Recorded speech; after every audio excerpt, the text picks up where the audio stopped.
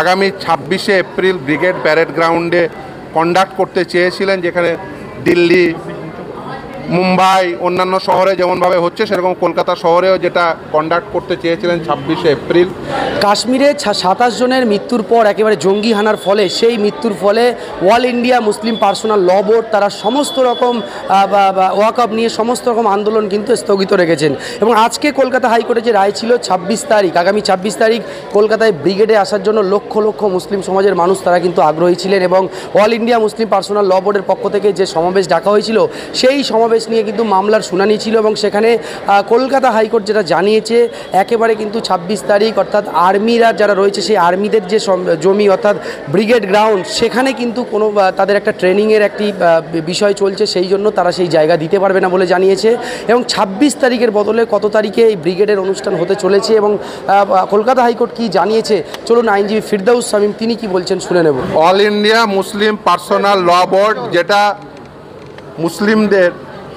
মুসলিম scholar যারা আছেন, মুসলিম jurist যারা আছেন, মুসলিম একাডেমিশিয়ান যারা আছেন, মূলত তাদের অর্গানাইজেশন, এরকম অত্যন্ত responsible organisation throughout the country.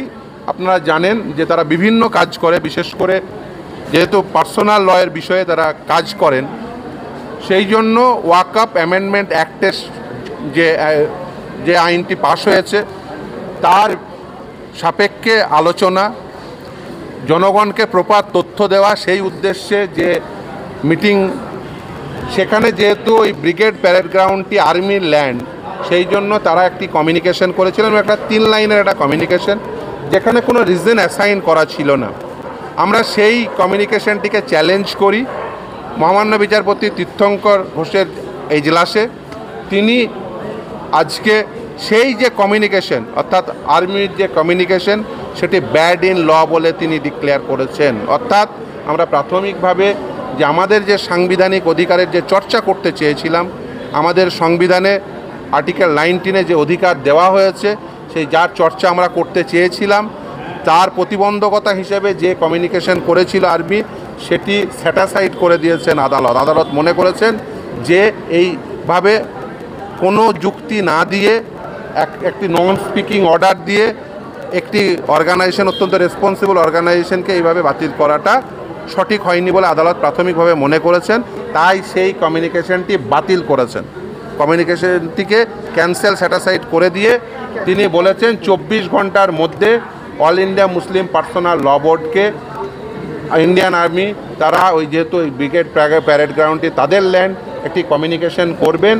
এবং কোর্ট আরেকটি পয়েন্ট এক্সপ্রেস করেছেন, যদিও এই অল ইন্ডিয়া মুসলিম পার্সোনাল ল বোর্ড তারা একটি অত্যন্ত রেসপন্সিবল অর্গানাইজেশন হিসাবে এই যে কাশ্মীরে ঘটে যাওয়া একটি ন্যক্কারজনক ঘটনার প্রতিবাদে 3 দিন ব্যাপী গোটা দেশ জুড়ে সমস্ত প্রোগ্রাম স্টপ করে রেখেছিলেন এবং 26 তারিখ থেকেই সেটা রিজিউম হচ্ছে।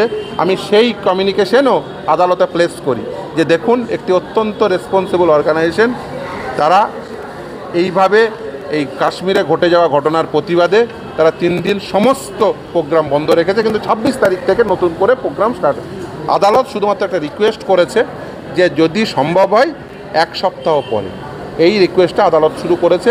কিন্তু আদালত ওই আর্মির যে কমিউনিকেশন অর্থাৎ অল ইন্ডিয়া মুসলিম পার্সোনাল ল বোর্ডকে যে বাতিল করেছিল সেই কমিউনিকেশনটিকে স্যাটাসাইড করে দিয়েছেন এবং 24 ঘন্টার মধ্যে বলেছে অল ইন্ডিয়া মুসলিম পার্সোনাল ল বোর্ডকে আর্মি কমিউনিকেট করবে।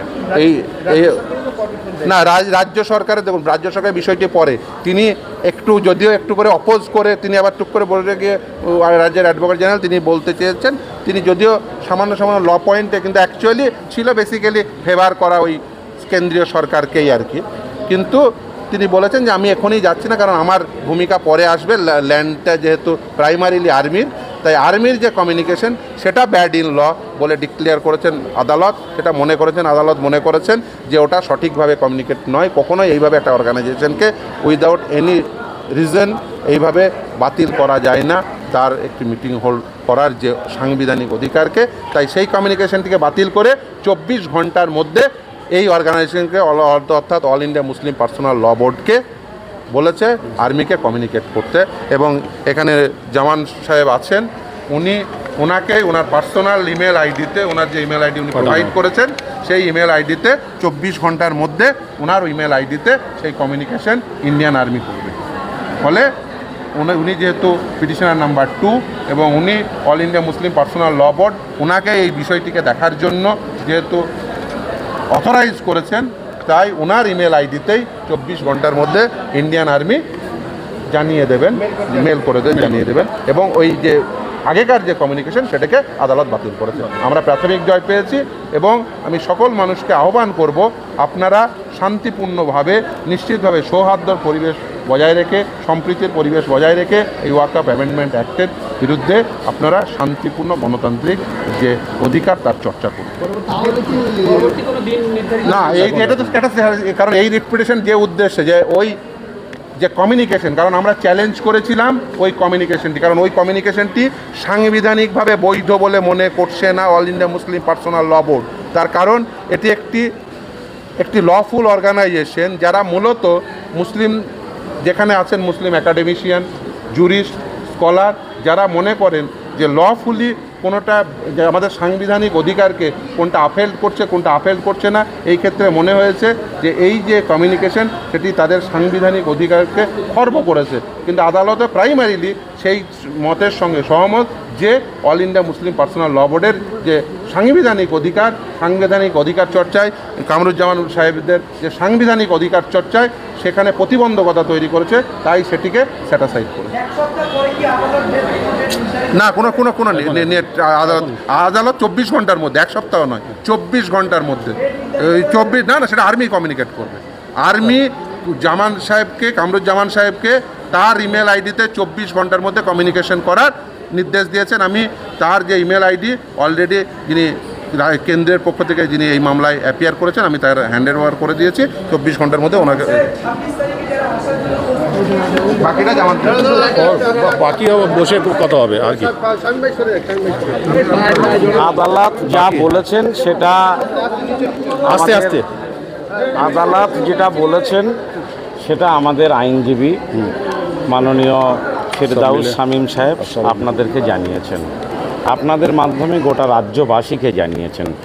শামীম ভাই বলেছেন যে কলকাতার অন্য জায়গায় যদি আপনারা সভা করতে চান সেটা আপনারা আলোচনা করুন, আর যদি মনে করেন যে ব্রিগেডেই আপনারা সভা করবেন তাহলে আপনারা 26 তারিখটা পোস্টপন করে আর্মি থেকে যে কারণ দিয়ে আপনাদের মেলে 24 ঘন্টার মধ্যে জানাচ্ছে সেটা আপনারা জানেন, আর তারপরে আমরা আলোচনা করে জানাবো, বসে আপনাদের জানাবো। তবে আমরা খুশি হয়েছি যে আর্মি তারা যেভাবে আমাদের অল ইন্ডিয়া মুসলিম পার্সোনাল ল বোর্ডকে সভা করতে দেবে না বলে কোনো নিয়ম ছাড়াই, কোনো কারণ না দেখিয়েই যেভাবে ছোট্ট একটা চিঠি দিয়ে আমাদের অধিকারকে খর্ব করেছিল, সাংবিধানিক অধিকারকে, সেটা অন্তত আদালত রিজেক্ট করে দিয়েছেন। সেটা বলেছেন যে আর্মির এই ধরনের কোনো এখতিয়ার নেই একটা অর্গানাইজেশনের সভা না করতে দেওয়া, তবে আর্মি থেকে 24 ঘন্টার মধ্যে জানালে আমরা আপনাদের মাধ্যমে রাজ্যবাসীকে জানাবো। আর 26 তারিখের সভাটা নিয়েও আমরা একটু আলোচনা করেই আপনাদের কাছে কিছুক্ষণের মধ্যেই আমরা জানাবো, কিছুক্ষণের মধ্যেই আমরা আপনাদেরকে জানাচ্ছি। আমরা একটু আমরা আমাদের জানিয়ে নেবেন, আমাদের আলোচনা হবে কিছুক্ষণের মধ্যেই। একটা হচ্ছে যে 26 তারিখে সভা হতে পারে অন্য জায়গায়, আর দ্বিতীয় হচ্ছে যে ব্রিগেডেই সভা হতে পারে 26 তারিখের পরিবর্তে অন্য দিনে। এখন যারা নেতৃত্ব দিচ্ছেন আমাদের দিল্লিতে জানাতে হবে বিষয়টা অল ইন্ডিয়া মুসলিম পার্সোনাল ল বোর্ডকে, এবং এখানে কনভেনার আছেন, জয়েন্ট কনভেনাররা আছেন, তাদের সঙ্গে আলোচনা, বিভিন্ন জেলায় যারা কাজ করছেন তাদের, যারা গাড়ি ভাড়া করেছেন আসবেন বলে, কিছু মানুষ পায়ে হেঁটে বার হবেন বলে অপেক্ষা করছেন, সেই সব মানুষগুলোর দিকে তাকিয়ে আমরা আলোচনা করে খুব স্বল্প সময়ের মধ্যেই, ম্যাক্সিমাম 30 মিনিট থেকে 1 ঘন্টার মধ্যে আপনাদের মাধ্যমে আমরা রাজ্যবাসীকে জানাচ্ছি, জানিয়ে দেবো। পরবর্তী একটু পরে